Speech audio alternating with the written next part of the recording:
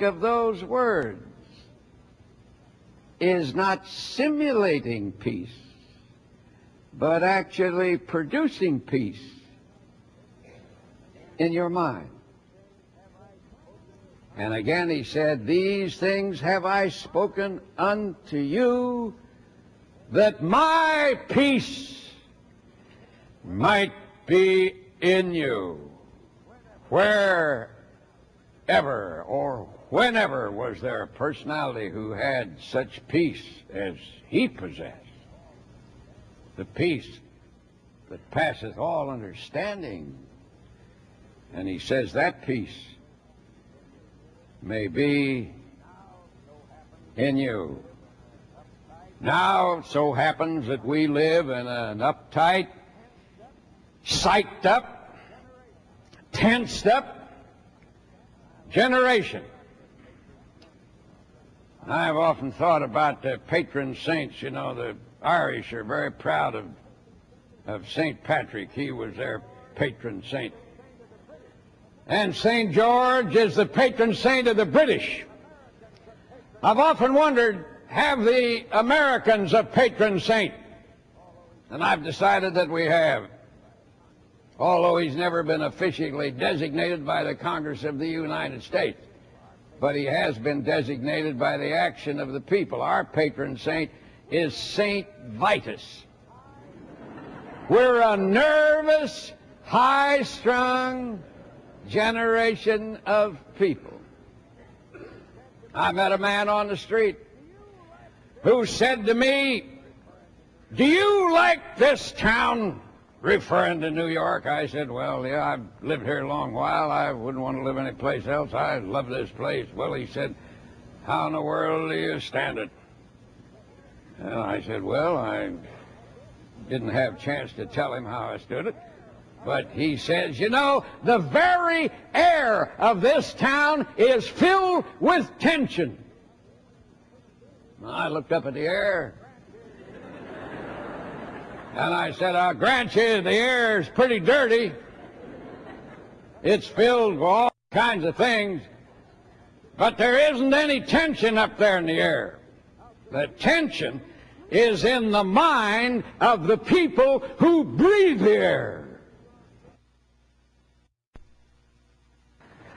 One of the most interesting, strangest, and romantic facts about all of us is that we can have a long, enduring memory of something that happened quite apparently incidentally, and it can affect our lives over many years.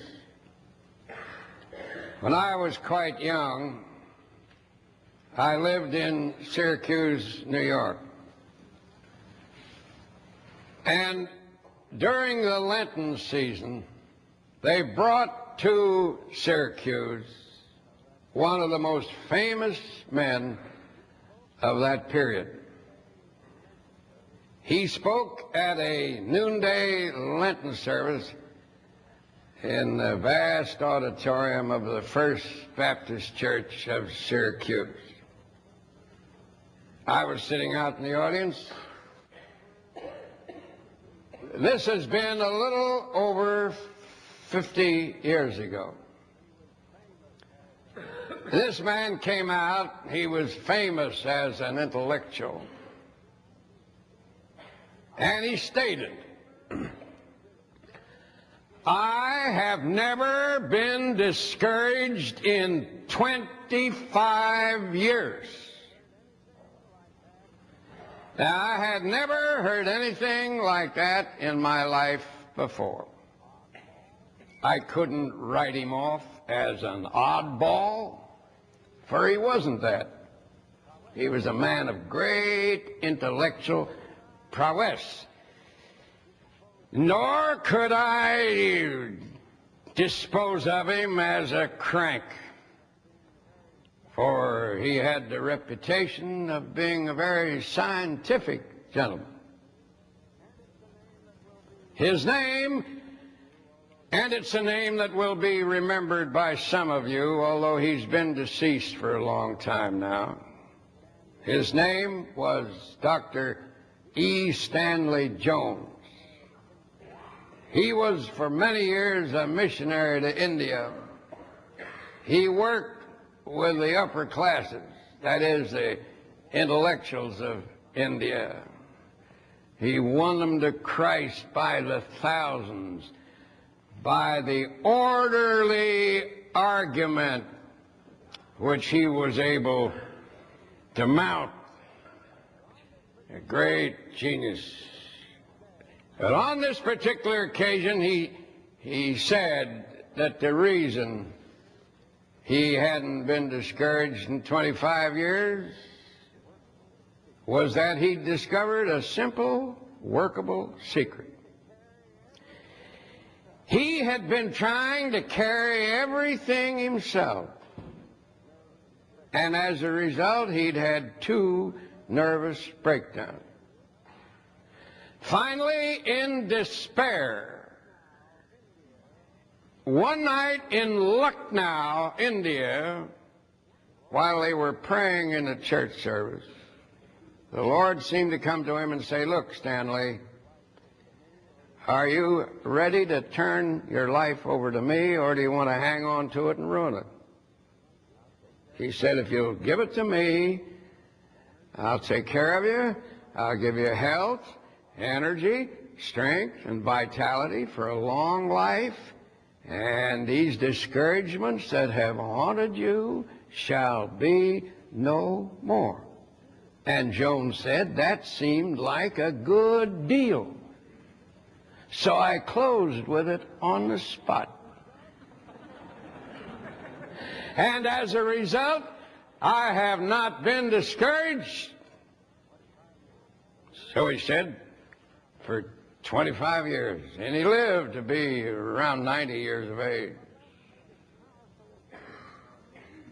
Well, that made a powerful impression on me. I'd been brought up in a kind of a different school of religious thought than that implied. I had been to a university where the gospel was mostly oriented towards social conditions. And this idea that a person could actually overcome discouragement in 1 minute of time and never have it again for a quarter of a century was more than I could take, intellectually. But I admired him, I respected him, I knew he was telling the truth as he saw it. Later on, I owe him a great deal of gratitude. He led me into a realization that you can be intellectually out in front and at the same time in the center personally in your faith. So as far as that's the sermon that I have in mind today, and I've only been talking about 3 minutes. So as far as what is to follow, it's all padding. You could go home from now. The answer is how to stop being discouraged. Stop trying to run your life on your own. Turn it over to Jesus. Live with him, and you'll do a better job with it. That's it in a nutshell. Good relationships with other people. Practice that #1 suggestion. Love people, and they will love you back. After making a talk in a southern city one night, I went back to the Holiday Inn where I was staying, went into my room, and prepared to go to bed. In fact, I did retire. When the telephone rang, and a rather apparently reticent male voice said to me, "Are you asleep?" I said, "No, or I wouldn't be talking to you if I'm asleep." Well, he said, "I'm sorry to disturb you. I know you've had a hard day and all that." But he said, "I can't sleep. And I saw you come into this hotel. In fact, I listened to you speak." He said,